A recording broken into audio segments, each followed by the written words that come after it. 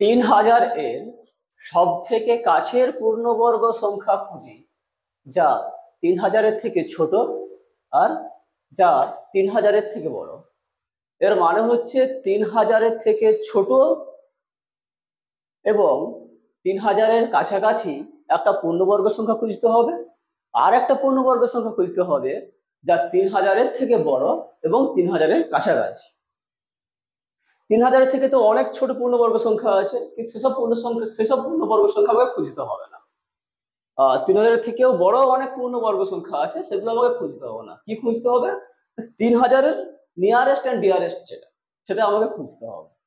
এক্ষেত্রে কি করতে হয়, যে সংখ্যাটা দেওয়া থাকবে, মানে এখানে 3000 দেওয়া আছে, এই সংখ্যাটা পূর্ণবর্গ কিনা আমরা একবার দেখে নেব। যদি এই সংখ্যাটা পূর্ণবর্গ হয় তাহলে এই সংখ্যাটা কার পূর্ণবর্গ আমাকে সেটা বের করতে হবে। তাহলে এই সংখ্যাটা যদি পূর্ণবর্গ হয় এবং এই সংখ্যাটা যে সংখ্যার পূর্ণবর্গ হবে সেই সংখ্যার থেকে এক কম করে দিলে, আবার তার যদি স্কয়ার করি তাহলে 3000 থেকে ছোট পূর্ণবর্গ সংখ্যা পেয়ে যাব। আবার সেই সংখ্যাটার সঙ্গে 1 যোগ করে তার যদি স্কয়ার করি তাহলে 3000 থেকে বড় পূর্ণবর্গ সংখ্যা পেয়ে যাব। তাহলে এখন আমাদের প্রথম কাজ হচ্ছে 3000 পূর্ণবর্গ কিনা আমাদের চেক করতে হবে। তাহলে দেখি 3000 পূর্ণবর্গ হয় কিনা।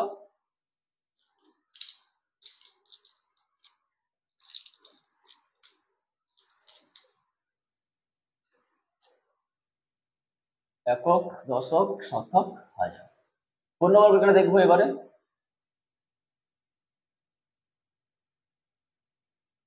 5 5 25, 5 ডবল 0 নামলো, 5 ডবল 10, 4 দিলে 416, বিয়োগফল থাকলো কত? 84। এখানে আমরা দেখছি যে 3000 পূর্ণবর্গ সংখ্যা নয়। তাহলে আমাদের এখন কি করতে হবে?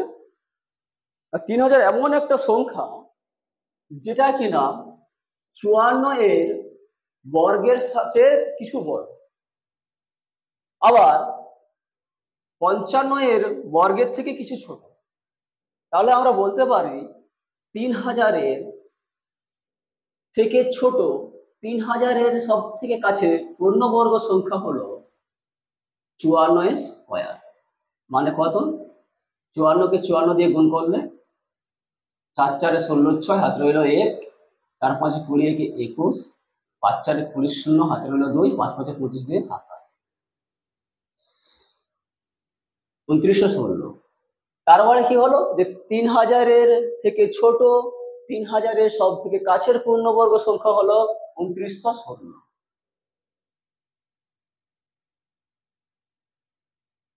তাহলে দ্বিতীয় প্রশ্ন কি বলেছে না 3000 এর থেকে বড়। নিশ্চয়ই ওটা কি হবে?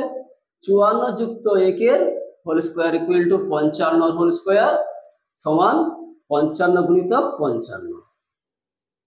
5 5 25 5, হাতে রইল 2, 5 5 25 দিয়ে 27, 5 7 2, 5 7 5 12 হাতে রইল 1, 7 9 10 0, হাতে রইল 2, 3025।